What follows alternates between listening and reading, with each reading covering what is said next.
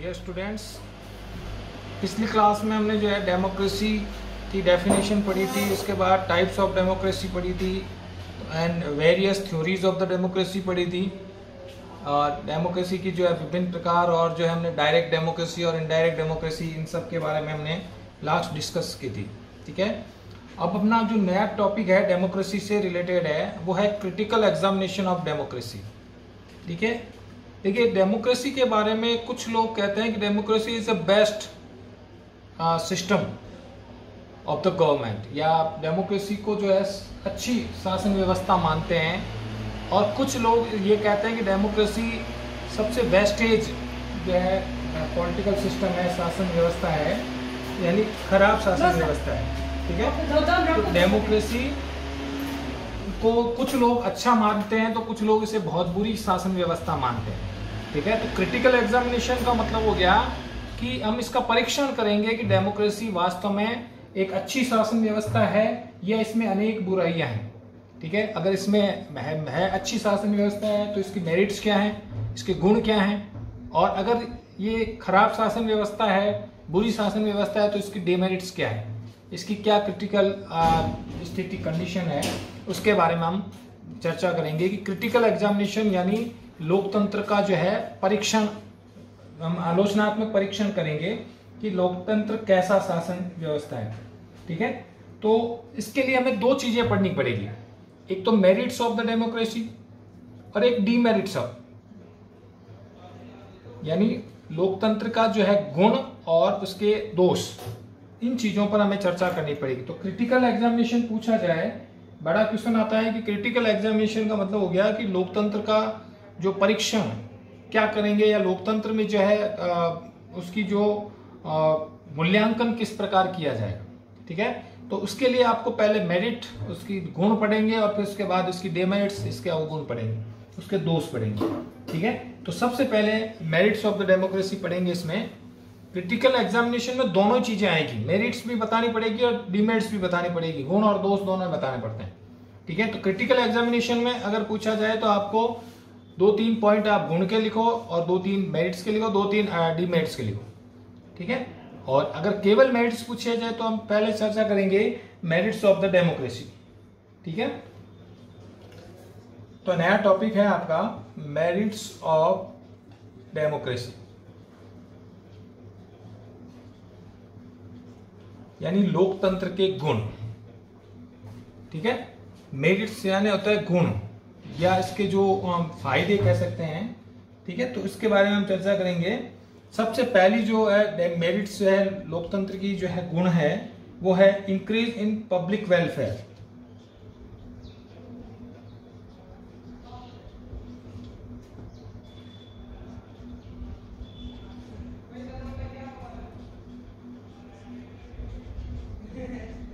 ठीक है, लोकतंत्र की पहला जो मेरिट्स है वो है इंक्रीज इन पब्लिक वेलफेयर, यानी ये हमेशा जन कल्याण के लिए, जन कल्याण में वृद्धि करती है, इंक्रीज करती है। ठीक है, देखिए पुराने समय में जब राजतंत्र था, राजाओं का शासन था, तो राजा अपनी इच्छा अनुसार शासन करते थे। ठीक है, वो जनता का, कुछ राजा के डिपेंड होता था कि राजा अच्छा भी है तो अगर है तो अच्छे कार्य करेगा, बुरा है तो बुरे कार्य करेगा। लेकिन लोकतंत्र में जनता का शासन होता है, जनता के हाथ में जो है पावर होता है। तो जनता जो है, अगर आपने पब्लिक वेलफेयर के कार्य नहीं किए तो पब्लिक आपको जो है नेक्स्ट टाइम आपको इलेक्ट नहीं करेगी, चुनेगी नहीं। ठीक है, तो अगर कोई व्यक्ति तानाशाह हो जाता है, कोई व्यक्ति अपनी मन मर्जी से कार्य करने लगता है, पब्लिक के वेलफेयर के कार्य नहीं करता, तो पब्लिक क्या करेगी, उसको नेक्स्ट टाइम जो है उसको इलेक्ट नहीं करेगी, चुनेगी नहीं। इसलिए हम कह सकते हैं कि लोकतंत्र ही एक ऐसा शासन व्यवस्था है जिसमें जनता के हाथ में पावर होती है और जनता उसी व्यक्ति को चुनेगी जो पब्लिक वेलफेयर के कार्य करेगी। ठीक है, तो ये माना जाता है कि democratic government is run by the representative elected. लोकतंत्र किससे चुना जाता है, प्रतिनिधियों से चुना जाता है।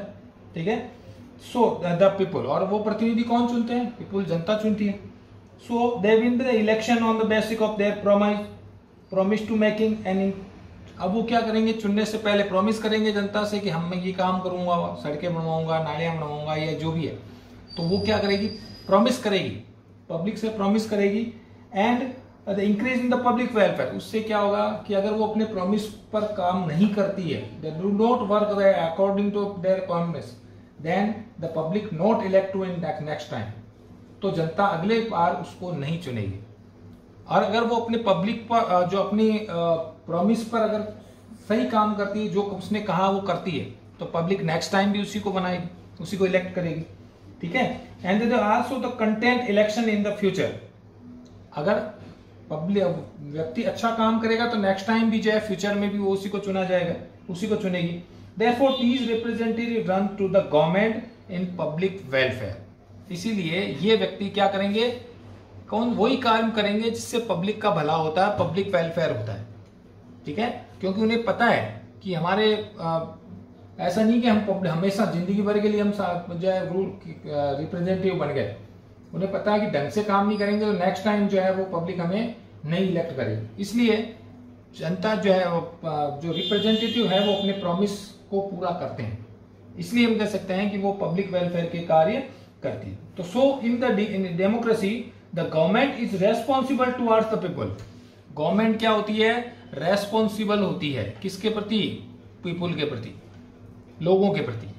सो in the democracy the public are the representative response to the people and work according to the public welfare, और जनता के हित के काम वो करती है।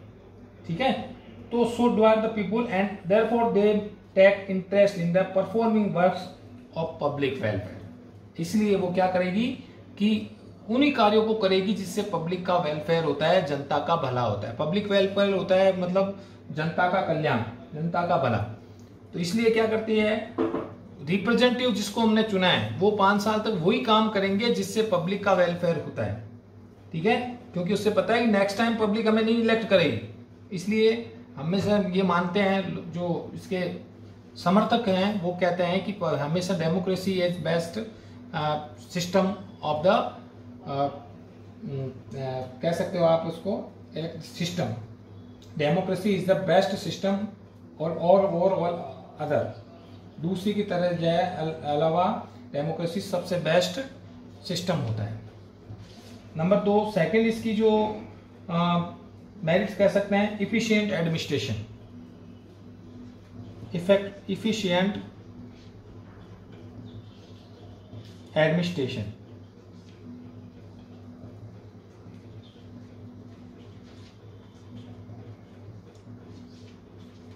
प्रभावी शासन व्यवस्था, प्रभावी प्रशासन।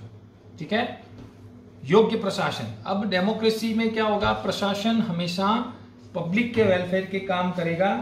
ठीक है, क्योंकि इसमें से वो व्यक्ति चुन करके आएंगे जो पब्लिक की दृष्टि से बेस्ट है, पब्लिक उन्हीं को चुन करके भेजेगी, पढ़ा लिखा योग्य या ऐसे व्यक्ति को चुनेगी, और वो व्यक्ति वही काम करेंगे जिससे पब्लिक का वेलफेयर होता है। इसका मतलब सारे योग्य व्यक्ति ही चुन करके हमेशा आते हैं। तो democracy is considered to be most efficient form of the administration, प्रशासन की सबसे बेस्ट जो है, सबसे इफिशिएंट एडमिनिस्ट्रेशन डेमोक्रेसी में होता है। ठीक है, there are various reason for efficient administration of democracy, कई कारण है जिसकी वजह से एफिशिएंट एडमिनिस्ट्रेशन हो जाए, कई ऐसे रीजन है। क्यों आप कहोगे कि why the in the democracy is efficient administration, democracy में अच्छा एडमिनिस्ट्रेशन क्यों होता है, अच्छा प्रशासन क्यों होता है, क्योंकि प्रशासन सदैव किसके प्रति उत्तरदायी होगा, जनता के प्रति। ठीक है, हमेशा उसमें मंत्रियों का जो है फोर्स रहेगा कि आपको केवल पब्लिक के वेलफेयर के काम करने हैं। ठीक है, for example and in the democratic government the policies are formed as per public verdict, democracy में पॉलिसी जो है वो हमेशा उसी हिसाब से बनेगी जो पब्लिक के वेलफेयर करती है। एक इलेक्ट जो रिप्रेजेंटेटिव होगा, जो चुना जाएगा, वो वही काम करेगा जिससे पब्लिक का वेलफेयर होगा। हमेशा नीतियां उसी प्रकार की पॉलिसी बनेगी, उसी प्रकार की प्लानिंग बनेगी। ठीक है, and therefore the public extend its support to the implement them and the government is responsible towards the people, इसीलिए सरकार किसके प्रति रेस्पॉन्सिबल होगी, पब्लिक के प्रति। ठीक है, अब राजतंत्र में उसे पता है कि राजाओं के शासन में डरते नहीं थे राजा कि मुझे जरूरत नहीं है पब्लिक की, इसलिए कई राजा अत्याचारी भी हो जाते थे। लेकिन डेमोक्रेसी में उसको पता है कि अगर मैं अच्छा काम नहीं करूंगा तो नेक्स्ट टाइम पब्लिक मुझे इलेक्ट नहीं करेगी, इसलिए वो ऐसी पॉलिसीज बनाती है, इसलिए वो ऐसे वर्क करते हैं, इसी प्लानिंग करती है जिससे पब्लिक खुश हो, पब्लिक के वेलफेयर के काम, जनता का भला हो, सड़कें बनाओ, नालियां बनाओ, यातायात की सुविधाएं दो।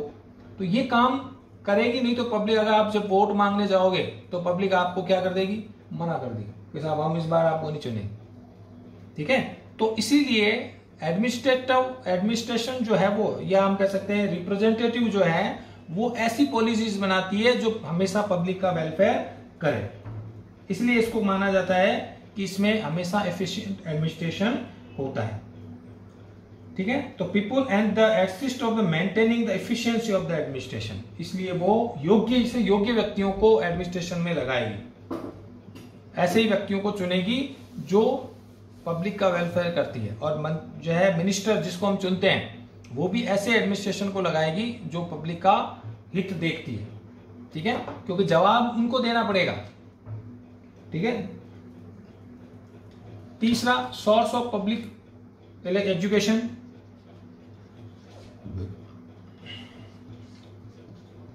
Source of public education, democracy की तीसरी मेरिट है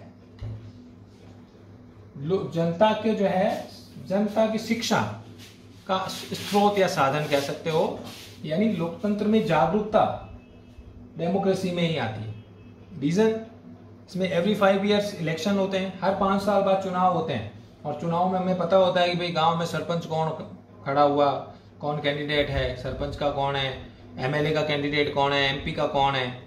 ठीक है, तो इसमें जब बार बार इलेक्शन होते हैं, 2 साल में, 5 साल में, कभी सरपंचों के इलेक्शन आ गए, कभी वार्ड इसके आ गए, कभी प्रधान के आ गए, कभी उसके आपके एमएलए के आ गए, कभी एमपी के आ गए, तो पब्लिक को बार बार जो है हम कह सकते हैं एजुकेशन मिलती है, इससे जागरूकता आती है, अवेयरनेस आती है। ठीक है, तो इसीलिए डेमोक्रेसी को क्या कहा जाता है, सोर्स ऑफ पब्लिक एजुकेशन। कि डेमोक्रेसी में जनता को जागरूकता मिलती है, उनको शिक्षा प्राप्त होती है।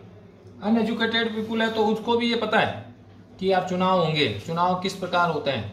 ठीक है, चुनाव में हमने किस व्यक्ति को वार्ड पंच बनाया, किसको सरपंच बनाया। ये जहां डेमोक्रेसी नहीं होती है वहां पर पब्लिक को कोई पता ही नहीं होता कि देश में शासन कौन कर रहा है, हमारा एमपी कौन है, एमएलए कौन है, प्राइम मिनिस्टर कौन है। लेकिन लोकतंत्र में हमेशा इलेक्शन होते रहते हैं, और इलेक्शनों से पब्लिक को जो है एजुकेशन होती है, अबाउट अवेयरनेस होती है अबाउट द डेमोक्रेसी, लोकतंत्र के प्रति जागरूकता उनमें आती है। तो इन the democratic government the public discuss on it's issue and also give advice. Public क्या करती है, डिस्कस करती है कि हमारा एमएलए कैसा है, एमपी कैसा है, सरपंच कैसा है। ठीक है, और एडवाइस करती है कि भाई इस व्यक्ति को वोट देना है। चुनाव के समय में आपने देखा होगा राजनीतिक चौपालें होती है, जगह जगह लोग बातें करते हैं, यार ये आदमी ऐसा है, वो आदमी वैसा है, इसको करना है, इसकी एजुकेशन इतनी है, ये इस पर टाइप का है। तो उससे उनमें अवेयरनेस आती है, इससे उनमें एजुकेशन आती है अबाउट द डेमोक्रेसी। ठीक है, the common public give their opinion through source of the public verdict. आम आदमी को भी उसमें क्या होती है, नई चीजें जानने को मिलती है कि भाई इलेक्शन कैसे होंगे, इलेक्शन में कौन कौन से कैंडिडेट होंगे। ठीक है, कौन सा कैंडिडेट क्या किस तरह के काम कर रहा है, पिछले कैंडिडेट ने क्या काम किया था जिसको हमने भेजा। तो ये चीजें, इनसे क्या होती है, उनमें अवेयरनेस आती है। ठीक है, और अपनी ओपिनियन रखती है कि भाई इस ऐसा व्यक्ति, इसकी सरकार बननी चाहिए, ये प्राइम मिनिस्टर बनना चाहिए, या ये सीएम चीफ मिनिस्टर बनने चाहिए। ठीक है, तो इस तरह से उनमें जो है जागरूकता आती है।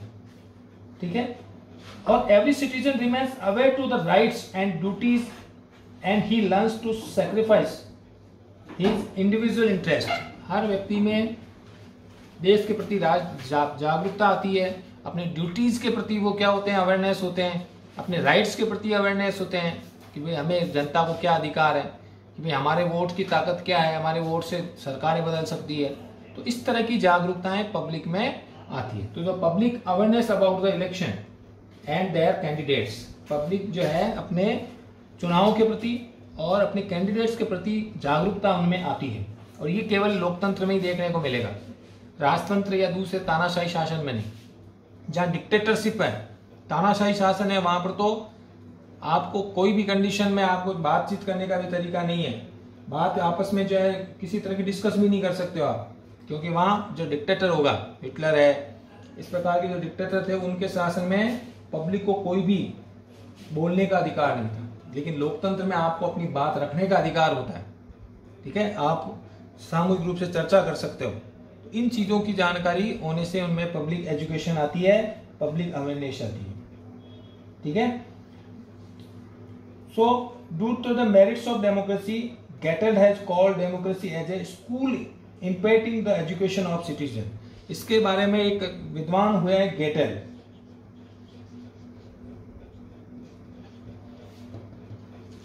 एक फिलोसफर हुए हैं गेटेल। गेटेल ने कहा है, उन्होंने कहा डेमोक्रेसी एज ए स्कूल। उन्होंने डेमोक्रेसी को क्या कहा है? डेमोक्रेसी एज ए स्कूल,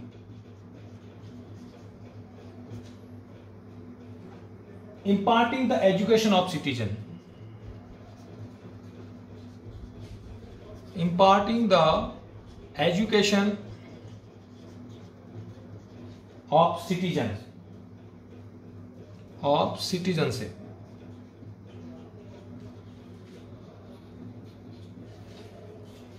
तो गेटेल ने अपने एक एजुकेशन के इसकी बताई है, इसकी मेरिट्स बताई है कि democracy is a school. Democracy एक ऐसा स्कूल है, ऐसा विद्यालय है जहां इंपार्टिंग द एजुकेशन, जिसमें लोगों को क्या प्राप्त होती है? शिक्षा। कौन सी? नागरिकता की शिक्षा प्राप्त होती है। तो ये आ सकता है कि गेटेल कौन से विद्वान ये मानते हैं कि लोकतंत्र में लोगों को जो है नागरिकता की शिक्षा प्राप्त होती है, अपनी ड्यूटीज के बारे में पता चलता है, अपनी राइट्स के बारे में पता चलता है कि भी मुझे कौन कौन से अधिकार है, मेरे वोट की वैल्यू क्या है। तो ये सब एजुकेशन पब्लिक में केवल डेमोक्रेसी में ही आ सकती है, दूसरी शासन व्यवस्था में नहीं, ठीक है। तो गेटेल का मानना है कि democracy is a school. Democracy एक ऐसा विद्यालय है, एक ऐसी शिक्षण संस्था है जहां इंपॉर्टिंग द एजुकेशन ऑफ सिटीजन, जहां लोगों को नागरिकता की जानकारी, नागरिकता की शिक्षा प्राप्त होती है। इसलिए कहा जाता है कि democracy is the source of public education. Democracy जो है राजनीतिक शिक्षा के सबसे बड़ा केंद्र होता है। फोर्थ है source of ethical education. Ethical education,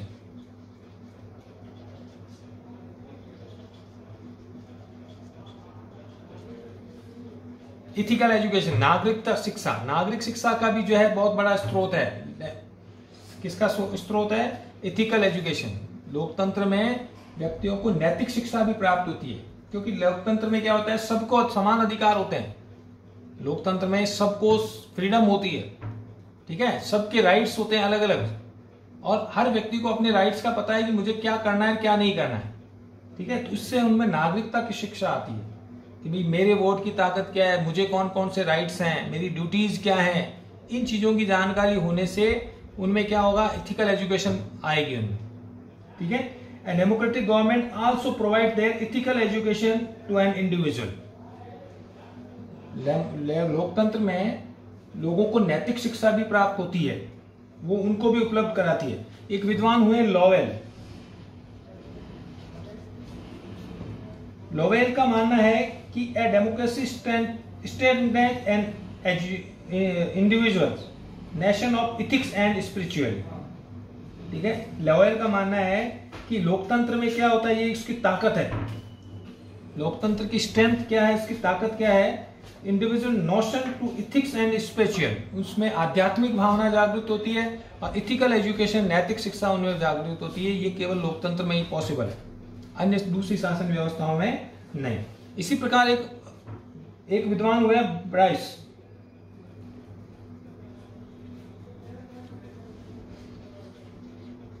Bryce का मानता है when an individual gets political rights in a democracy, his personality gets developed and he becomes beautiful। जब व्यक्ति को अपने राइट्स की जानकारी होती है कि मेरे अधिकार क्या हैं, तो उनको अपने ड्यूटीज की भी जानकारी होगी कि मेरे कर्तव्य क्या हैं, ठीक है। और भाई जैसे राइट्स, मुझे घूमने फिरने का अधिकार है, मुझे बोलने का अधिकार है, लेकिन आपको क्या बोलना है, कहां पर घूमना है, ये आपको ड्यूटीज भी है। तो एज राइट्स और ड्यूटीज नेक्स्ट क्लास में हमें पढ़ेंगे कि फंडामेंटल राइट्स और ड्यूटीज क्या हैं। तो जब व्यक्ति को राइट्स की मांग करेगा वो, तो ड्यूटीज का पालन उसे करना ही पड़ेगा। तो इसलिए ब्राइस ने कहा है कि when an individual gets political rights, जब एक व्यक्ति को राजनीतिक अधिकार प्राप्त होते हैं, तो in a democracy his personality gets develop and he becomes dutiful. तो अपने आप ही उसमें वो अपने आप कर्तव्यों का पालन करने लगेगा। आप अपने राइट्स की मांग तब तक नहीं कर सकते जब आप अपनी ड्यूटीज नहीं निभा सकते। अगर आप अपनी ड्यूटी पूरे कर रहे हो तो आप राइट्स की मांग कर सकते हो, ठीक है। तो पब्लिक सिटीजन क्या करेगा, अपनी राइट्स को निभाते निभाते उसे अपनी ड्यूटीज का भी पता लगेगा। ये मानना है ब्राइट्स का। तो ब्राइट्स का मानता है कि व्यक्ति जब अपने अधिकारों की मांग करेगा तो अपने कर्तव्यों के बारे में भी जागरूक होगा। तो in practice we can notice then in the democracy an individual personality gets out from the bonds of four walls of house, ठीक है। तो इस प्रकार लोकतंत्र का पालन करते उनमें कई तरह की जागरूकताएं आएगी। Gets extend till to the extent of public welfare and he starts to the behave and cooperative. तो अपने कार्यों के प्रति, क्योंकि पता है सबको समान अधिकार है, तो धीरे धीरे वो क्या बनेगा, कोऑपरेटिव बनेगा। वो एक दूसरे का सहयोगी बनेंगे, सब एक दूसरे की मदद करेंगे, क्योंकि पता है कि पब्लिक सबके बराबर अधिकार है। राजतंत्र में राजाओं के रिश्तेदारों को अधिकार प्राप्त होते थे, आम व्यक्तियों को अधिकार नहीं थे। इसलिए राजा के जो रिश्तेदार है वो ज्यादा ताकतवर होते थे, क्योंकि सारे राइट्स उनके पास ही थे, पब्लिक के पास कोई राइट्स नहीं था। लेकिन लोकतंत्र में चाहे देश का राष्ट्रपति हो चाहे एक आम व्यक्ति हो, सभी व्यक्तियों को एक्चुअली जो है हम कह सकते हैं समान अधिकार होते हैं, ठीक है। उनकी जो है राइट्स भी इक्वल होती है। तो इसमें कोई गरीब अमीर, कोई ऊंचा नीचा नहीं होगा। इससे उनमें क्या होगा कि एक दूसरे के प्रति कोऑपरेटिव की भावना आएगी। 9th में आपने पढ़ा है फाइनेंशियल रेवोल्यूशन का कारण क्या था, कि there are 3 parts of the society. वहां समाज में 3 वर्ग थे, इसलिए उन वर्गों में एक दूसरे के कोऑपरेशन नहीं था, क्योंकि अमीर व्यक्ति गरीबों से नफरत करते थे। तो अगर आप समाज में डिस्ट्रीब्यूशन है, ठीक है, पुअर का और रिच का अगर डिस्ट्रीब्यूशन है, समाज में अगर रिलीजन का डिस्ट्रीब्यूशन है, तो समाज में एकता कायम नहीं हो सकती। लेकिन डेमोक्रेसी में सभी को समान अधिकार होते हैं, तो वहां पर आप जो है लोगों में एक दूसरे के प्रति कोऑपरेशन की भावना जागृत होगी।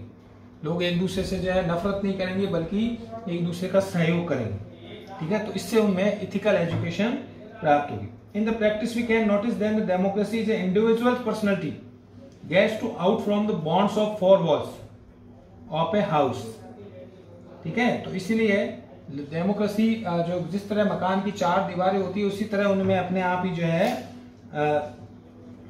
उनकी पर्सनैलिटी अपने आप गेट्स डेवलप हो जाएगी, ठीक है। Welfare and he start to behave a cooperative, tolerance, liberal and compassionate way this of the companies.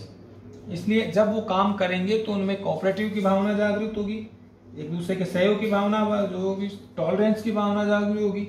तो ये चीजें केवल डेमोक्रेसी में ही पॉसिबल है। नेक्स्ट,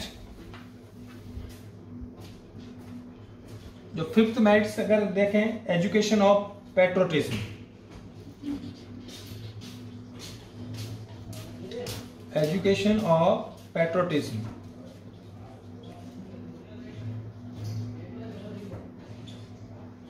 देशभक्ति की भावना। तो डेमोक्रेसी में सभी को समान अधिकार होते हैं, किसी तरह का डिस्ट्रीब्यूशन नहीं होता है, अंतर नहीं होता है, ठीक है। अमीर गरीब का अंतर डेमोक्रेसी में नहीं होता है, सबको समान अधिकार प्राप्त होते हैं। तो इससे उनमें देशभक्ति की भावना जागरूक है, ये मेरा देश है, ठीक है, और चुनाव के समय ये हमारा प्रधानमंत्री है, ठीक है। तो इसमें उनमें जो है देशभक्ति की, राष्ट्रभक्ति की भावना केवल लोकतंत्र में ही जागृत होती है। तानाशाही शासन में देशभक्ति की भावना जागृत हो इसकी कोई गारंटी नहीं। राजतंत्र में राजा से आप प्रेम करो, राजा से आप जो है लव करो, इसकी कोई गारंटी नहीं है। कुछ लोग उससे नफरत भी करते हैं, लेकिन यहाँ पर पूरे देश का शासन एक जगह से चलता है, तो इसलिए उनमें देशभक्ति की भावना जागृत होती है। And democracy also develop the spirit of patriotism. Democracy में लोगों में राष्ट्रभक्ति की भावना, देशभक्ति की भावना भी जागृत होती है। In a democracy a state is not considered to be the property of a group of representative, instead it is regarded as public property. Democracy में क्या होगा, कोई भी प्रॉपर्टी प्राइवेट प्रॉपर्टी नहीं होगी, सारी प्रॉपर्टी गवर्नमेंट की होगी। इसका मतलब सबका समान अधिकार होगा उसमें। तो ठीक है, तो ये भावना उसमें आगे भी, ये जो रोडें हैं वो सरकार की है, हमारी है, ये बसें हैं वो हमारी है, रेलवे है हमारा है। तो ये देशभक्ति की भावना, क्योंकि प्राइवेट प्रॉपर्टी नहीं होगी। प्राइवेट प्रॉपर्टी होने पर केवल वही व्यक्ति उसमें राज कर सकता है जिसकी वो प्रॉपर्टी है। लेकिन डेमोक्रेसी में क्या होगा कि प्रॉपर्टी इंडिविजुअल की नहीं होगी, इसलिए क्या होगा, उनमें देशभक्ति की भावना होगी कि पूरा देश हमारा है, जितनी भी प्रॉपर्टी वो हमारी है, देश की है।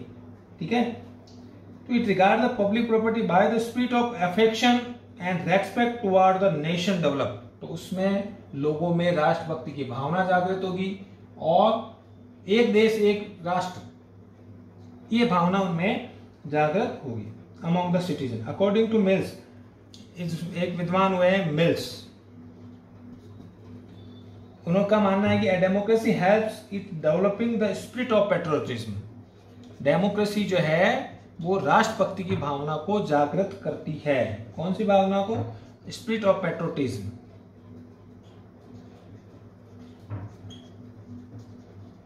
लोकतंत्र ही एक ऐसी शासन व्यवस्था है जो लोगों में देशभक्ति या राष्ट्रभक्ति की भावना जागृत करती है। ठीक है, तो मिल्स मानते हैं democracy is in democracy help in developing the spirit of patriotism.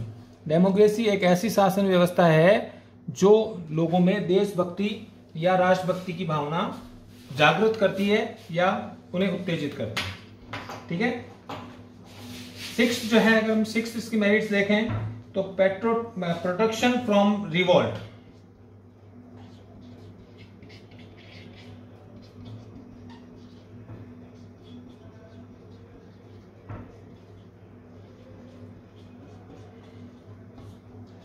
Protection from revolt, देखिए रिवोल्ट का मतलब होता है क्रांति, हिंसा। ठीक है, तो डेमोक्रेसी में क्रांति से सुरक्षा प्राप्त होती है। डेमोक्रेसी में किसी प्रकार की क्रांति नहीं होती है, क्योंकि क्रांति कहां होगी? जहां पब्लिक की इच्छा का पूरा नहीं किया जाएगा। तो पब्लिक, फ्रेंच रिवॉल्यूशन आपने पढ़ा है क्यों हुई थी? फ्रेंच रिवॉल्यूशन का कारण था कि राजा जनता की अनदेखी करता था, इसलिए जनता को क्रांति करनी पड़ी, इसलिए राजा को जिलोटिन पर चढ़ाना पड़ा। लेकिन डेमोक्रेसी में आप गवर्नमेंट को चेंज कर सकते हो, किसके माध्यम से? By the election. डेमोक्रेसी में पब्लिक के हाथ में वोट नामक जो ऐसी ताकत होती है, उस वोट की इतनी वैल्यू होती है कि आज जो है वो सरकारों को बदल सकती है। अगर आप पब्लिक, आपका जो रिप्रेजेंटेटिव है या आपको आपने जिसको चुना है, अगर वो पब्लिक के हित के काम नहीं करेगा तो नेक्स्ट इलेक्शन में क्या करोगे आप? उसको नहीं, उसकी पूरी पार्टी को आप हटा दोगे, तो फिर रिवोल्ट की संभावना ही नहीं रहती। क्रांति कहां होगी? क्रांति वहां होती है जहां पब्लिक को विद्रोह कर, वहां जहां पब्लिक की बात नहीं सुनाई जाती, पब्लिक को कोई सुनता ही नहीं है। इसलिए ज्यादातर जो है रिवोल्ट कहां होगा? या तो राजतंत्र में होगा या फिर तानाशाही डिक्टेटरशिप में होगा, क्योंकि डिक्टेटर आपकी बात नहीं सुनता है। ठीक है, और डिक्टेटर लंबे समय तक शासन करता है। यहां पर ऐसा है नहीं है, यहां आपने जिसको चुना है वो एक निश्चित टाइम पर ही शासन करेगा, 5 साल 3 साल 4 साल। अगर आप उसने पब्लिक के वेलफेयर के काम नहीं किए, पब्लिक के पास वोट की ताकत होगी और वो उसको बदल सकते हैं। तो यहां पर लोकतंत्र में क्रांति की संभावना नहीं होती है, क्रांति करने की जरूरत ही नहीं है। वोट के ताकत के माध्यम से आप सरकार को बदल सकते हो, आप अपने रिप्रेजेंटेटिव को बदल सकते हो। इसलिए लोकतंत्र में क्रांति नहीं होती। दुनिया के सभी देशों में लोकतंत्र होने का यही कारण है कि वहां पब्लिक की सुनी जाती है और पब्लिक के हाथ में वोटों के हथियार के रूप में वो जो है अपने देश की सरकारों को बदल सकती है। इसलिए वहां कभी रिवोल्ट नहीं होगा। तो revolt takes place in the such states where the power of ruling lies in the hands of a particular section. Revolt कहां होती है? क्रांति कहां होगी? जहां पर ताकत कुछ लोगों के हाथ में हो या एक व्यक्ति के हाथ में हो। लेकिन लोकतंत्र में पावर किसके हाथ में होती है? पब्लिक के हाथ में होती है, तो वहां पर संभावना ही नहीं होगी। And the section rules by the neglecting the issue of public welfare. अगर वही व्यक्ति, वहीं क्रांति होगी जहां वो पब्लिक वेलफेयर का जो है नेग्लेक्ट करेगा, पब्लिक की इच्छाओं को पूरा नहीं करेगा, ठीक है। But in the situation of absolute opposite in the democracy, तो जहां पर पब्लिक की सुनवाई नहीं होगी वहां पब्लिक अपोज होगी गवर्नमेंट के, ठीक है। पर in therefore there is no scope of the revolution in it. In the democracy the power lies in the hands of the people. Democracy में पावर किसके हाथ में होती है? पीपल के हाथ में होती है, जनता के हाथ में होती है। तो जनता इस पावर का उपयोग करेगी अपने मनचाहे व्यक्ति को शासक बनाने के लिए, ठीक है। And responsible toward the people, every people to rights to convey their opinion and contest election in the democracy. हर व्यक्ति इलेक्शन के माध्यम से अपनी पसंदीदा सरकार को चुनेगा और जो पसंदीदा नहीं है उसको जो है हटा देगा। तो वहां क्रांति की जरूरत ही नहीं है भाई। जिसने वर्तमान में प्राइम मिनिस्टर अगर ढंग से काम नहीं कर रहा है तो नेक्स्ट टाइम इलेक्शन आएगा तो हम उसको हटा देंगे। वर्तमान में सरपंच अगर ढंग से काम नहीं कर रहा है तो नेक्स्ट टाइम नए सरपंच चुनेंगे, ठीक है। तो क्रांति की जरूरत कहां है? जो अच्छा काम करेगा उसको हमेशा के लिए आगे नेक्स्ट टाइम भी उसी को चुनेंगे, और जो अच्छा काम नहीं करेगा उसको नेक्स्ट टाइम वोट नहीं देंगे, हटा देंगे। तो वहां रिवोल्ट की जरूरत नहीं होती है, वहां क्रांति की संभावना नहीं होती। इसलिए कहते हैं कि चुनावों के समय जो है नेता आते हैं जनता के हाथ जोड़ने कि साहब इस बार इलेक्शन जो है वोट देना। रीजन क्या है कि पावर पब्लिक के हाथ में, तो वहां क्रांति की संभावना नहीं होती है, ठीक है। तो जो है क्रांति से सुरक्षा कौन सी शासन व्यवस्था में हो सकती है? डेमोक्रेसी में। तो वहां पर क्रांति नहीं होती है, क्रांति से सुरक्षा होती है। तो आज हमने पढ़ा था मेरिट्स ऑफ द डेमोक्रेसी। हमने 5-6 पॉइंट पढ़ लिए कि लोकतंत्र के क्या क्या गुण हैं।